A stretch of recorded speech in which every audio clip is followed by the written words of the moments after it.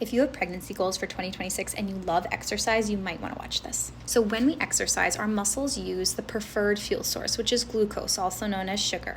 If we don't have enough glucose on board, or once our muscles use up whatever we have, the liver then will release stored glucose to meet the demand of your muscle tissues. This is a really fascinating, natural physiological response, and I'll show you an example of what that might look like. Okay, so this right here is an example of what happens when you don't have enough glucose on board.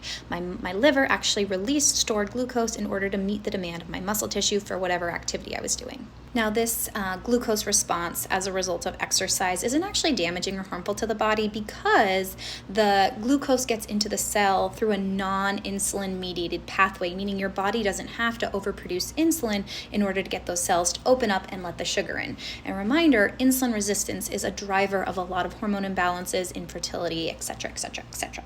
I will say though, if you are consistently getting large blood sugar spikes as a result of exercise, that's probably a sign that that exercise is either too intense or you're not fueling yourself efficiently prior to that workout. Again, as much as exercise is beneficial for fertility to an extent, excessive exercise or exercise that puts too much stress or load on your body is not going to be beneficial. It's going to increase your body's stress response, which body doesn't want to reproduce when it's under stress. So number one, if you're trying to get pregnant in 2026 and love working out, make sure you're fueling yourself appropriately before and after a workout. So before, it could be something like a banana and peanut butter, and then after, you want to have some protein. Usually a full meal is ideal within an hour after your workout.